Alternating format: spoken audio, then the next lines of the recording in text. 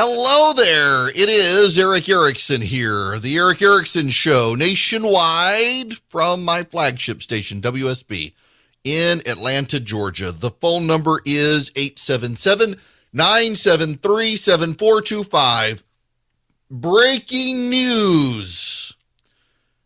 In Middle Georgia, a federal judge has just enjoined the Department of Defense from the vaccine mandate.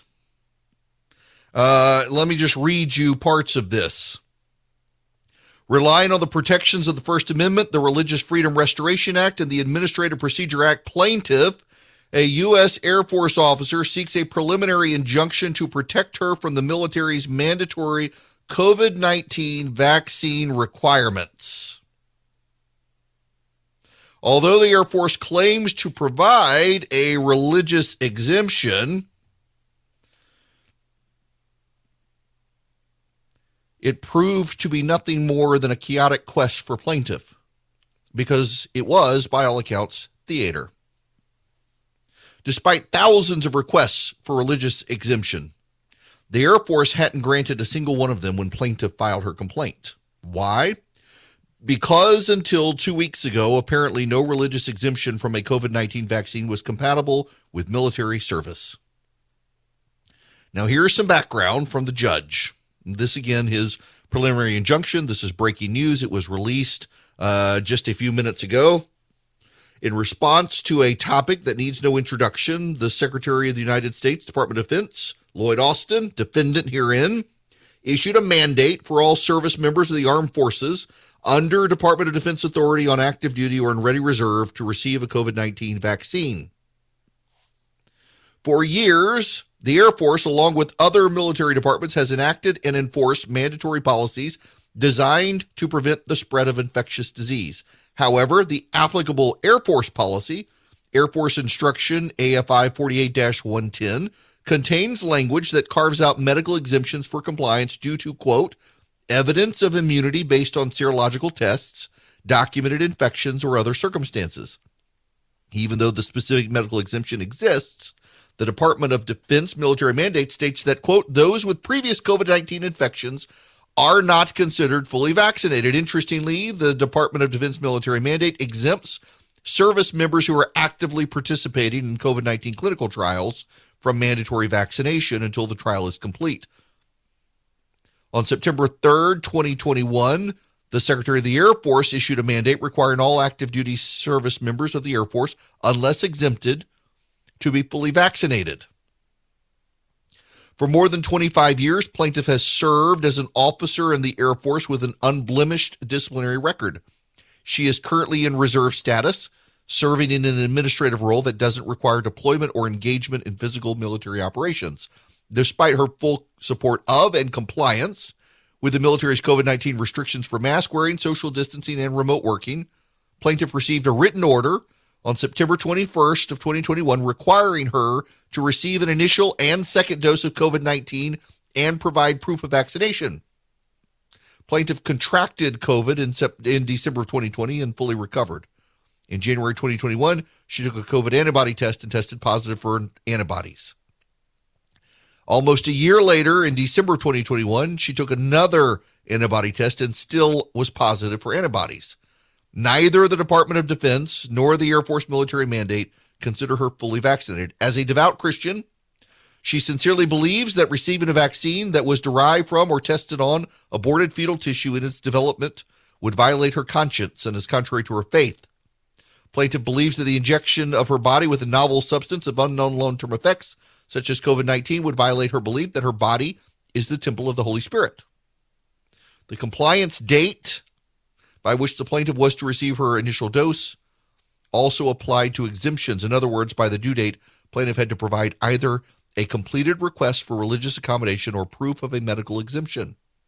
Using the Air Force's required form, plaintiff submitted a completed religious accommodation request for immunization waiver. As of January 31st, 2022, the Air Force hasn't approved a single religious accommodation request, but it has disapproved 2,787 of them and has another 2,443 requests pending. Plaintiff's religious accommodation request is not one of those pending requests. On October 26 of 2021, the Air Force disapproved her request for religious exemption on the basis that the Department of Defense and the Department of Air Force have a compelling government interest in maintaining a healthy and ready military force through vaccination, and that less restrictive means of protecting members of the military are unavailable. In other words, though offering a religious exemption, the military has failed to give a single religious exemption, at least within the Air Force. So what does the judge find? Essentially, the court finds that the plaintiff can get a injunction because the military, by offering a religious exemption and denying every single one of them, suggests that the religious exemption is not being treated the same as it is the secular standards, because the military is giving secular exemptions. So in the conclusion, let me read you this. Given the nation's essential commitment to religious freedom, plaintiff's harm, a constitutional injury involving her right to freely express her religion, exercise her religion, is not a mere trivial grievance. And what real interest can our military leaders have in furthering a requirement that violates the very document they swore to support and defend? The court is unquestionably confident that the Air Force will remain healthy enough to carry out its critical national defense mission, even if plaintiff remains unvaccinated and is not forced to retire. All Americans, especially the court, want our country to maintain a military force that is powerful enough to thoroughly destroy any enemy who dares to challenge it. However, we also want a military force strong enough to respect and protect its service members' constitutional and statutory religious rights. This ruling ensures our armed services continue to accomplish both. For this reason, the court grants the motion for preliminary injunction. Defendants are enjoined from enforcing the Department of Defense military mandate, the Air Force military mandate, and the Air Force military order.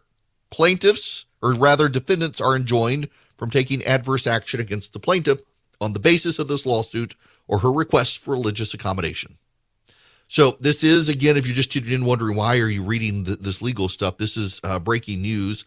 Tillman Self III, the judge of the U.S. District Court of the Middle District of Georgia, a Trump appointee, has, within the last half hour, enjoined the Air Force from enforcing the vaccine mandate against people with religious objections, at least in this particular case. Pretty big deal.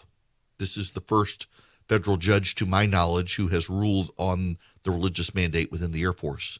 And the ruling goes for the plaintiff in large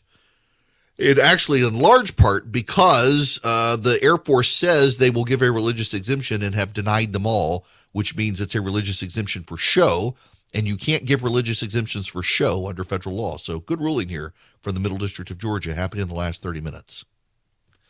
Okay, now we got to move on to other stuff. That's the breaking news. So now we got to get into the other news. The Ukrainian situation continues to develop, and the president is going to speak to the nation about Ukraine. Vladimir Putin looks like, after yesterday building up, now may be backing down. There is some discussion you should know about on this regard. It is obvious that the Russians know we can figure out what they're doing. The Russians know that Russian military communications are not very secure. And so the question is, did the Russians take advantage of it?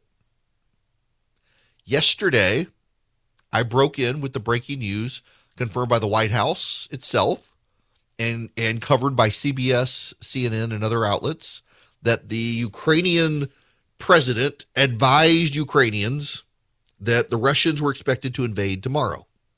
This came after U.S. spy flights over Russian military formation showed they had moved into attack position. They had moved rocket launchers and missile launchers into position to attack and had arranged their troops in a position to storm Ukraine. So word went out. Ukraine's president told his people to expect an invasion on Wednesday. And then suddenly the Russians changed formation again and looked like they're backing down and pulling troops out. Now, I got a conspiracy-minded email from a listener saying, what if Putin is in on this with Biden and he's trying to make Biden look good and make Biden look like he's the negotiator? Well, I don't buy that, in large part because Putin doesn't like Biden, but also Putin does his own thing irrespective of the United States, and anything he could do to make us look bad, he'd like it. I wouldn't be surprised if he's moved back some troops to make it look like he's standing down, and suddenly he invades tomorrow. Putin wants to make himself look like he's the good guy here, though, and like he's the reasonable guy, calming things down. What Putin really wants, more than anything else, is a land bridge from Russia to Sevastopol, the port in the Crimean Peninsula, and he wants fresh water for the Crimean Peninsula and Sevastopol. The Ukrainians have both. If by surrounding Ukraine with Russian troops gets those concessions, then he probably will back down. I don't think the Russians want all of Ukraine. I don't really think they do. I think that he wants these concessions, and he wants some turmoil in the West, and he wants to probe their weaknesses. Think of the Russians and Vladimir Putin like the velociraptors in the cage in Jurassic Park. They keep probing the cage for weakness, trying to figure out, where's the weakness? Is the power out? Can we get out? And the power is still on. They're still getting shocked, but they can detect the fluctuations in the power in the West. And now that Vladimir Putin has shown he can invade and has no compulsion about invading, he, of course, is now willing to sit down for talks and get what he wants because he scared the bejesus out of the whole West. And the whole West understands something that Putin understands. There is no will in the West to help Ukraine. Ukraine itself knows there is no will in the West to help Ukraine. What he will do is he will get what he wants. Ukraine will probably then grant some concessions, like an agreement never to join the EU and never to join NATO, and then invite in the British and some others with some military hardware for Western Ukraine to make sure Putin doesn't invade further. But Putin wants a land bridge to Crimea, and he wants fresh water. If he gets those things, the situation probably neutralizes. Right now, though, as it stands, it looks like Putin is now saying, let's come talk. Now, the last time Vladimir Putin did this and everyone showed up to talk, they sat in a room and waited, and he came and said, we just invaded Georgia. So they may be doing the same thing with Ukraine. Fool me once, shame on you. Fool me twice, shame on me. A lot of shame in the West if he were to invade Ukraine after telling everybody to sit down and talk. I want to cut corners and just get to the chase. A lot of you hear podcast ads and radio ads for Bull and Branch, and you're thinking, they're just telling you it because they're getting paid. I'm actually telling you it because I'm a customer. We actually have Bull and Branch sheets, and yes, they are an ad. Yes, this is an ad, but yes, I really am a customer. I only like to do ads for companies that I really like, and I love Bull and Branch. So does my wife. My wife actually heard the ads, and she wanted to try the sheets, and now they are the sheets in our house. Bull and Branch does not cut corners. They make super soft, wonderful sheets. They use the softest organic cotton they can find. They get better with every wash. They soften and soften and soften, and they only use 100% sustainable raw materials. They're the first fair trade certified manufacturer of linen. You can feel as good about your Bull and Branch sheets as they feel against your skin. They are so soft. They don't get too hot. They don't get too cold. They're just great, and every wash improves them. That, I'm telling you, is one of the coolest things about these sheets. It's like sleeping on a new bed every time you wash the sheets. It's great. Now, you can experience the best sheets you've ever felt at bullandbranch.com. Get 15% off your first set of sheets when you use the promo code ERIC at checkout. That's Bull and Branch, BOLLAND branch.com, promo code ERIC, ERICK. One clarification on this federal suit. It's not a nationwide injunction. The plaintiff did not request it, and it was not a class suit, individual plaintiff. It applies to the Middle District of Georgia, which covers essentially Athens, Georgia, diagonally down the state to Macon, and then down to Albany, Georgia. But still, I think this is the first big ruling on the religious exception given by the Air Force, and it turned out for the plaintiff in large part because the Air Force has given the exception and then denied all of them. All right, we got a whole lot of other stuff we got to talk about, and I'm behind. We've had so much breaking news and stuff, including, have you heard about this ATF Valentine's tweet? This is an actual tweet from the Alcohol, Tobacco, and Firearms, ATF. Valentine's Day can still be fun even if you broke up. Do you have information about a former or current partner involved in illegal gun activity? Let us know, and we can make sure it's a Valentine's Day to remember. In other words, do you have someone you wish to throw in jail? Do you have someone you wish to punish? The ATF will help you with it. What a ridiculous thing to do on Valentine's Day from the government. Shouldn't the government have better things to do? I honestly, genuinely, truly believe the government needs to, the president, and probably not this president, but some president somewhere needs to spend some time just fixing the government. The CDC doesn't work. The ATF doesn't work. The FBI doesn't work. The CIA doesn't work. The FDA doesn't work. Can someone just fix the bureaucracy? You know, I say repeatedly that small surrenders lead to big wars. Small screw-ups lead to big screw-ups. And our federal government continues to engage in a series of small screw-ups that are becoming big screw-ups. And that's the problem. The government it's dysfunctional. And in that dysfunction, people are losing faith in government. It's like the media and journalism. People are losing faith in the media. And the people are losing faith in the media in large part because the media doesn't exercise any humility and self-reflection. The media keeps making mistakes, and then instead of fixing those mistakes says, well, I mean, look at Joe Rogan over there. We got whole bureaus of fact checkers. Look at him. Well, people are looking to Joe Rogan as someone they trust because Joe Rogan exercises the humility that the media does not. Joe Rogan's willing to have on Robert Malone, but also Sanjay Gupta. The media tries to control a narrative. Rogan just wants to have conversations. It matters greatly, and the media doesn't seem to be self-reflective of this. And by the way, when you say it, when you say the media, they come like, well, what do you mean the media? Are you talking about Fox News? Fox News is the biggest player. Are you talking about them? You know exactly who I'm talking about. That you can't even accept and acknowledge that is proof of my point that you lack the humility and self-reflection to improve people's trust in the national press corps and the media. It's very disappointing. And in large part, it's disappointing because I actually think that a free country and a free society needs a free press. But you're not going to really get a free press when the press is held hostage to ideologues within. You're not going to get free, fair, and honest conversations. You're just not. And I think we need them. I think we need the government fixed.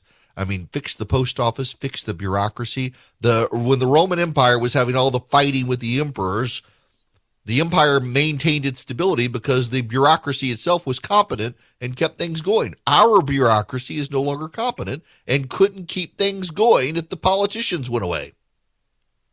That's a real problem. In Rome, the taxes kept being collected by the tax collectors, and the bureaucracy kept carrying out the orders of the emperor and building the Roman Empire, even as the emperors were killing each other. That wouldn't happen here right now. We got to fix our bureaucracy. These small things matter greatly in the long run. All right, when we come back, the crazy BLM guy who tried to kill a mayoral candidate. Hello there. It is Eric Erickson here. The phone number is 877-97-ERIC, 877-973-7425. Sarah Palin has lost her case against the New York Times. I was interested to see how this went and was not surprised the judge threw it out. What I was surprised by is the judge didn't throw it out until he had sent the case to the jury. Malice means something in the law, and I am not in the camp that thinks we need to weaken the First Amendment and public figure suing. I do think the New York Times screwed up. The question was there malice? And there was not malice. What there was extreme ignorance about the other side. And you got to follow me here on this situation. Under the libel slander standard, If I defame you, if I say something about you that is not true, you can sue me if you're a private citizen. So if I say person X actually throws puppies in a blender and I have seen him do it, and I say it on radio, you can come for me with your lawyers. However, if you are a famous person, you cannot, unless you can show that I said so with malice. And that is a very hard standard to prove.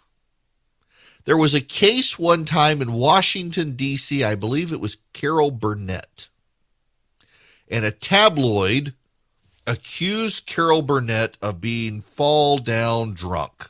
Let me see if I can find this. Carol Burnett, lawsuit, slander. Burnett versus National Enquirer. And the New York Times, or rather in the Carol Burnett case, they wound up, I believe, settling for about $200,000. And the reason being is because Carol Burnett was a passionate champion. I shouldn't say was, she still is, she's still alive, passionate champion of anti-alcoholism. She campaigns against alcoholism. She encourages treatment. And the National Enquirer claimed that Carol Burnett had been drunk and boisterous in a nightclub with Henry Kissinger, no less, the former Secretary of State. Or I guess he's the current Secretary of State. And she sued. In fact, she says she had 2 or 3 glasses of wine, was not drunk, was not boisterous. No one said she was. At trial, it came out, in fact, that the National Enquirer thought it would be a fantastic story to run, given that Carol Burnett was a campaigner against alcoholism, and she won.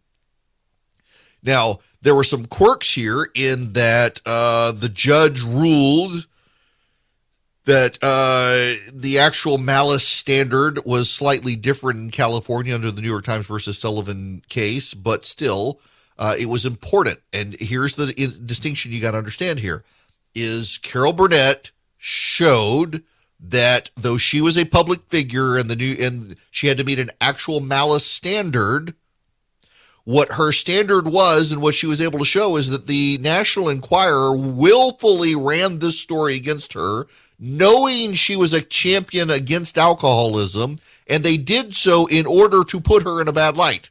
In other words, they actually did it with malice. They wound up settling out of court. You have to prove actual malice. You have to prove malice. Now, what is malice?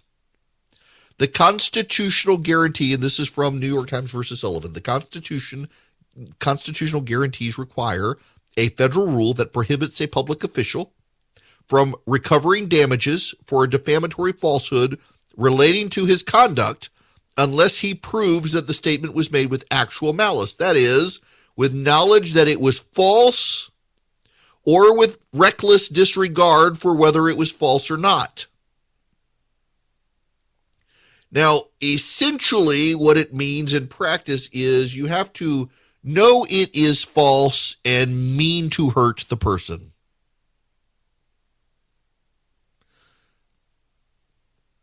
That's your background.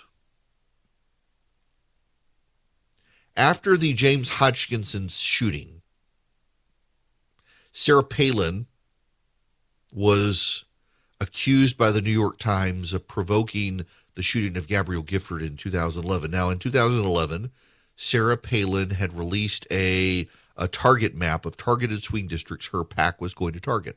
One of those was Gabrielle Gifford's.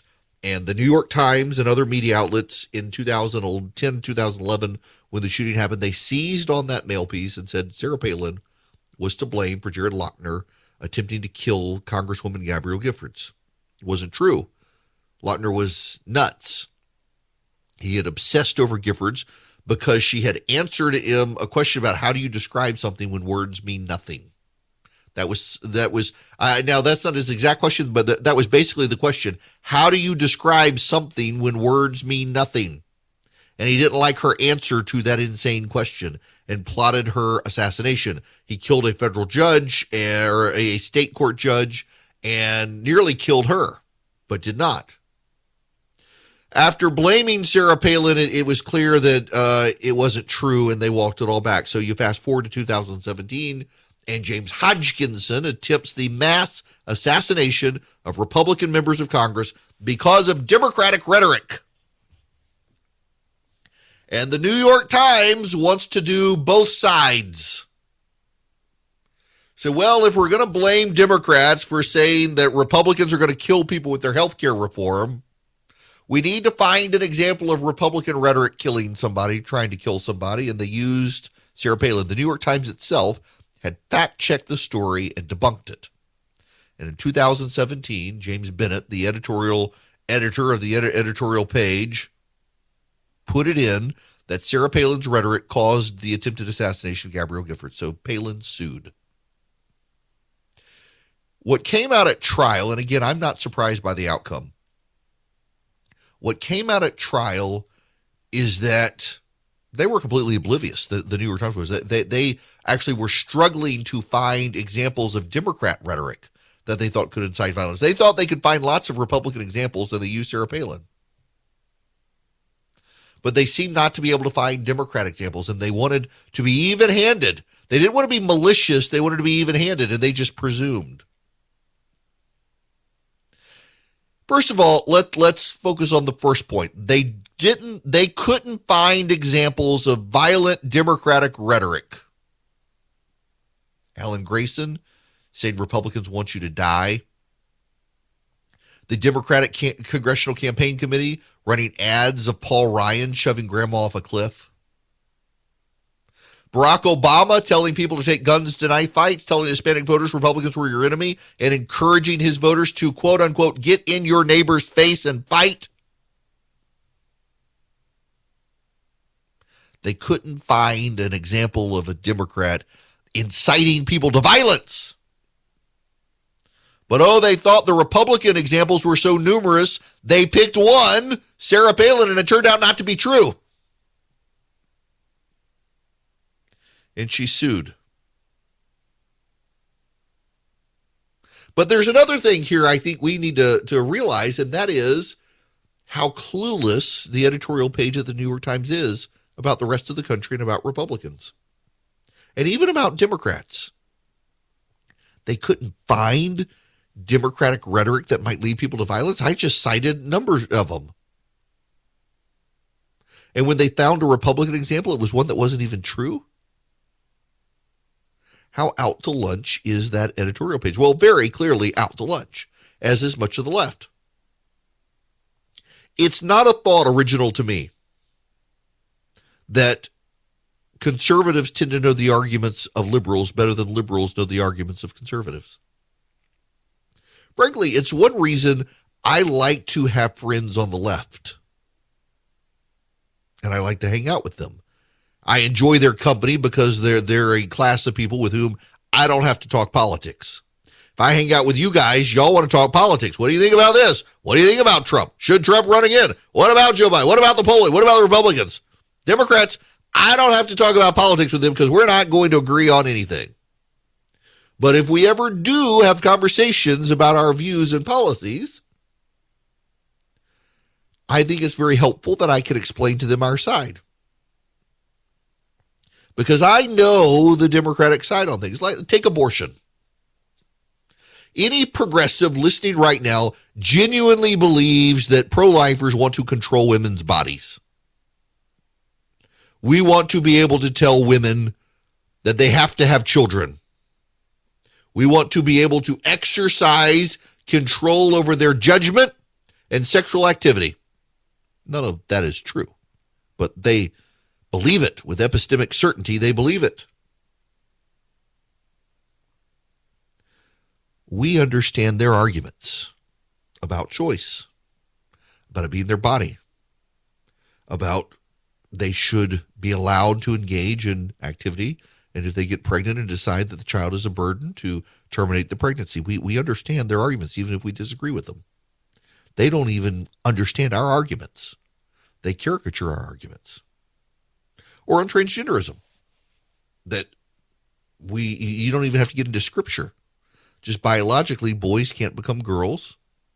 And though some people want to dismiss gender dysphoria, a psychological illness, as something that is now normalized, that it can have profound long-term implications, and particularly in terms of girls' sports, having boys on girls' teams, even after they've taken hormone suppressors for a year, like the NCAA says, could still put them at a competitive advantage against other girls. The science says so. The data now says so. We are degrading girls' sports after years of championing equality. It's not right. All they can see is we're trying to make a religious argument in the separation of church and state. It's not really true. They have a very hard time understanding our side of the aisle. And we see this in the Palin New York Times story. They were not malicious. You and I always look at the left and we think they're malicious. They're just nasty to us. They treat us differently. The problem is they don't understand us. They don't get us. They don't want to get us. They have no intellectual curiosity about those they believe are on the wrong side of history. History's arc is towards the left, they would have you believe. One day they will find out history's arc is towards Jesus, and they will be really upset about it. But until then, they have no reason to understand you and me. And they have no reason at all to think anything about us and what we believe or stand for, because they think we're wrong. So why bother to understand us? And it can trip them up. And it has tripped them up in this situation with Sarah Palin. Now, I want to make one last point here that I think is a necessary point to make. They wanted to go with both sides do it. And they struggled to find Democratic examples. They couldn't even really understand why was it James Hodgkinson engaged in the mass assassination attempt of Republicans. In fact, when you listen to this story today, they do not talk about James Hodgkinson attempting a mass assassination of Republicans. They talk about the shooting incident at the baseball field. They talk about Steve Scalise. They don't talk about the other Republicans who were shot. They try to minimize it because he was a Bernie Sanders supporter. I remember when this happened. I was on CNN during the Gabrielle Giffords days. We spent a week or more discussing that. People piling on the right saying it was our rhetoric. And then you get to James Hodgkinson, and within 24 hours, it turns out he's a Bernie Sanders supporter, and the news just disappears. There is a complete double standard in how much of the mainstream media treats conservatives versus liberals, and all you have to do is look at the Sarah Palin versus New York Times case. There was no actual malice there. It's not that they meant to be mean to her and say something they knew wasn't true. They just don't know and presume because they have no intellectual curiosity at all about people on the right. They just think we're wrong. Now, I got to tell you about a group that is fighting back. That's Patriot Mobile, and they need you as a customer to help them continue the fight. They take a portion of their profits, and they give it to the conservative movement, and you can be a part of it. All you do is go to patriotmobile.com/Eric, patriotmobile.com/ERICK. Move your cell service to them. If you have an existing number you want to port over, you can do that. If you just want a new number, you can do that. If you have an unlocked phone, you can port it over, or you can buy a new phone from them or an unlocked phone somewhere and take it to them. And they have 100% U.S.-based customer service. You can call them if you want. 972-PATRIOT is the number. You tell them Eric sent you. You get free activation. And then they take a portion of their profits, and they fund the pro-life movement. They fund the Second Amendment movement. They fund veterans and first responders. They do great charitable and political work for conservatives. They share your values. They want you as a customer, and they have great service. They use the same cell towers everybody else does, so you don't have to worry about their service. You get voice, you get 5G, you get data. All you do is go to patriotmobile.com/Eric. Hi there, it is Eric Erickson here. The phone number 877-973-7425. This hour of the program brought to you by First Liberty Building and Loan. Nationwide, they can help your small business become a really big business. You're in charge of the finances for a business. You need a loan, $750,000 or higher. Banks are telling you no, interest rates are headed up, and you got to get it locked in. Go to First Liberty. Talk to my friends, the Frost family. They've been doing this since the early 90s. They know how to help small business. Go to firstlibertyga.com, firstlibertyga.com, and let them help you. Y'all, this is somewhat hilarious.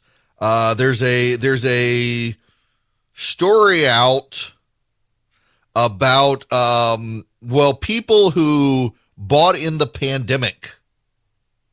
And the headline is they rushed to buy in the pandemic. Here's what they would change. And one of the people is Stephanie DeSantis. She felt claustrophobic, don't you know? Working from home in her 800 square foot townhouse in the Queen Anne neighborhood of Seattle. So like millions of Americans, she started looking for a bigger place with a maximum budget at $900,000 and soon realized if she wanted to stay in the central neighborhood, she'd have to pay more. She pushed her budget up to $1.3 million, reassessing her priorities. Now listen to this. Listen, I decided I've done a lot of traveling. I've had a lot of fun. I've done the thing where I'm like, I'm hungry for pasta. I'm going to Rome for 3 days, said Ms. DeSantis, 47, who works for Amazon. I can't stop doing that. I can afford to be a little house poor. I can stop doing that. I can afford to be a little house poor. In October of 2020, while she's in Massachusetts visiting family for a month, a 2,500 square foot house dropped for $1.45 million over her maximum budget, but within reach. After her friends, her broker, and inspector vetted it in her absence, she offered at full asking price, and it was accepted. The house gave her more space, but a significant financial cost. In 2021, her priorities shifted, and she suddenly felt the burden of a mortgage. Oh, dear. Now listen to this, what she learned. When Ms. DeSantis calculated her budget, she didn't anticipate how large a mortgage would limit her future options. Wouldn't be able to go off to Rome for 3 days. I wish I had waited, been able to foresee a couple of years down the road. I could have taken a break or been the person who's like, okay, I'll move to Montana and get a house that's everything I want for half the price. Really, she said that. Such relatable people in the New York Times. You can all relate to someone who just jets off to Rome for 3 days because they want pasta, can't you? It's 2022. Things are still crazy. Things haven't settled down. And now you got the Federal Reserve and interest rates. You got the economy. You got inflation. A lot of banks won't even return your phone call. Let's say you're a small business and you need a loan for $750,000 or higher. You see an opportunity where banks, they don't even want to see you. You want to buy a building, you want to build a building, reach out to the Frost family at First Liberty Building and Loan. They've been helping small businesses become big businesses since the 1990s. They want to help you if they can. So spend 10 minutes with them. See if you're a good fit for them and they're a good fit for you. Their website is firstlibertyga.com. That's firstlibertyga.com. Again, you need a loan, $750,000 or higher. You're a small business and you see an opportunity to grow. Share it with the Frost family and see if they can help you. firstlibertyga.com. That's firstlibertyga.com. First Liberty Building and Loan can help businesses nationwide become bigger businesses. Without the ones like you, who work tirelessly to keep things running, everything would suddenly stop. Hospitals, factories, schools, and power plants, they all depend on you. No matter the weather, emergency, or time of day, you're the ones who get it done. At Grainger, we're here for you with professional-grade industrial supplies. Count on real-time product availability and fast delivery. Call, click Grainger.com, or just stop by. Grainger, for the ones who get it done.